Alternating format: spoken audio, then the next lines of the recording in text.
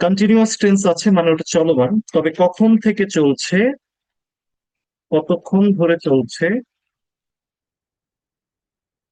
সেটা উল্লেখ থাকে।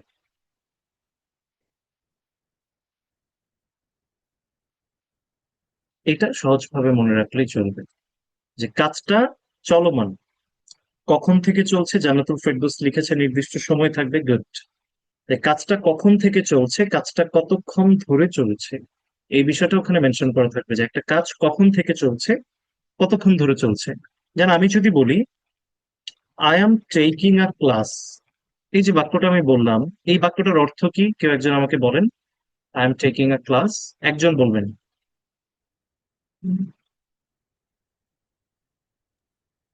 আমি ক্লাস নিচ্ছি। সানজিদ আক্তার বলেছেন আমি ক্লাস নিচ্ছি। আপনি একটু আনমিউটই থাকেন, তাকে আরো কয়েকটা প্রশ্ন করব। এই যে আমি ক্লাস নিচ্ছি, এইটা বোঝাচ্ছে যে আমার এই কাজটা এখন চলমান আছে, কিন্তু এখানে এটা বোঝায় নাই যে কাজটা কতক্ষণ ধরে চলছে। এবার আমি যদি বলি I am taking a class for 40 minutes, তাহলে এই বাক্যটার অর্থ কি হয়? আমি 40 মিনিট থেকে নিচ্ছি। 40 মিনিট ধরে ক্লাসটা করাচ্ছি ক্লাসটা বা নিচ্ছি, ক্লাসটা হুম। নিচ্ছি। এখন এখানে বিষয় হচ্ছে এই ধরনের বাক্য, এই যে এম টেকিং, ওই কন্টিনিউয়াস টেন্সের মতো করে করাটা ঠিক না। এটাকে করতে হবে হচ্ছে হ্যাভ বিন, এই স্ট্রাকচার দিয়ে। I have been taking a class for 40 minutes, আমি 40 মিনিট ধরে ক্লাস নিচ্ছি। তার মানে কন্টিনিউয়াস টেন্স এবং পারফেক্ট টেন্সের মধ্যে পার্থক্য হচ্ছে কন্টিনিউয়াস টেন্স শুধু চলমান, পারফেক্ট কন্টিনিউয়াস টেন্স মানে হচ্ছে চলমান, তবে সেটা কখন থেকে চলছে সেটা উল্লেখ করা থাকবে। ক্লিয়ার সবাই? বুঝতে পেরেছেন সবাই জি পার্থক্যটা? ভাইয়া। এইবার এটা থেকে আমরা একটু গভীরে যাব, সেটা হচ্ছে যে স্ট্রাকচার গুলো আগে একটু দেখবো।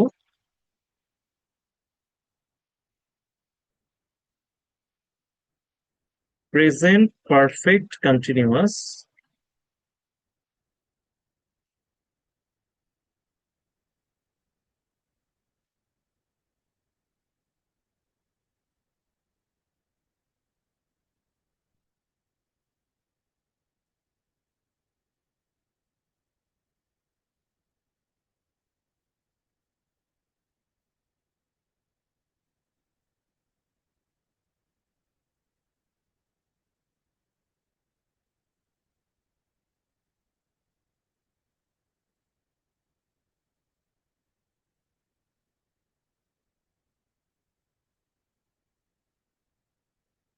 খেয়াল করে দেখেন আমরা প্রতিটাতেই বলেছিলাম সাবজেক্ট থাকবে, তারপরে হ্যাভ অথবা হ্যাজ থাকবে, plus been, plus verb, plus ING, plus object, plus extension.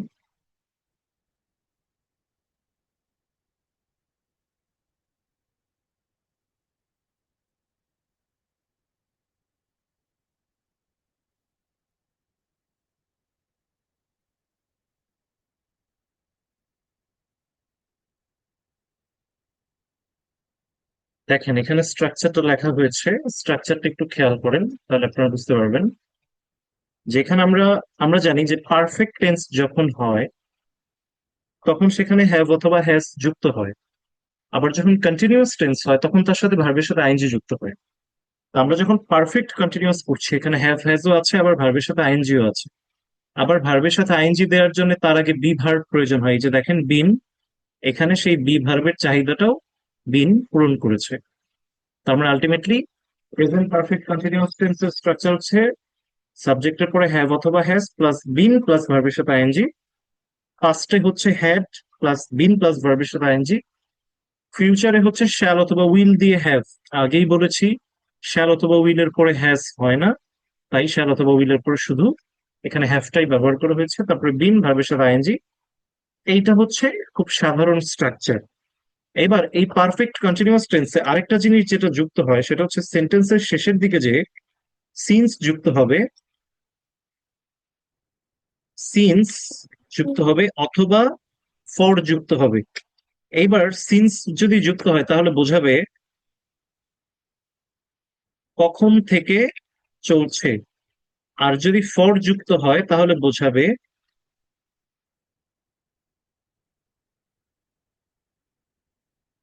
কতক্ষণ ধরে চলছে। ওকে, এখানে সিন্সের পরিবর্তে আপনি চাইলে ফ্রম ব্যবহার করতে পারেন। তারপরে সিন্স বা ফ্রম হচ্ছে কখন থেকে চলছে, আর ফর বলতে বোঝায় কতক্ষণ ধরে চলছে। তাহলে আমরা এখানে তিনটা স্ট্রাকচার পেয়ে গেছি। এবার আমরা কিছু সেন্টেন্স মেক করি। সেন্টেন্স গুলো হচ্ছে, যদি বলি I have been taking I have been taking a class for for 30 minutes, আমি 30 মিনিট ধরে একটি ক্লাস নিচ্ছি।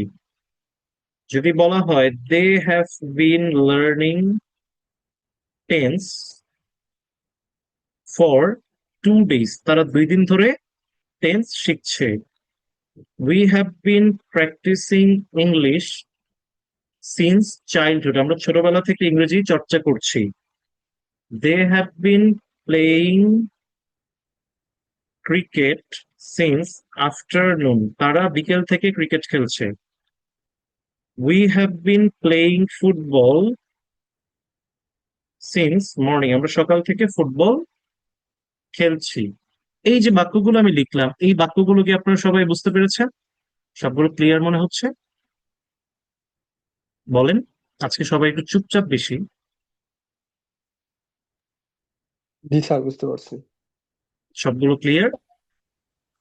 যদি এটা ক্লিয়ার থাকেন, এরপরে আমরা পাস্টের কয়েকটা দেখি। আপনারা বলেন তো, আনমিউট হন, আনমিউট হয়ে বলেন।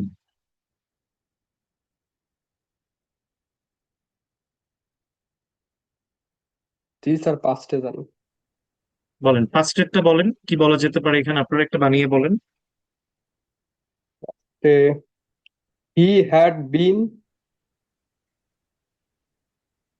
স্টুডিং for he several had been হাওয়া studying he had been studying studying for several for several SEVERL okay several hour HOURS before several the hours exam start before the exam start before the exam start ইডি হবে sir. Before the exam started, বাহ, very good.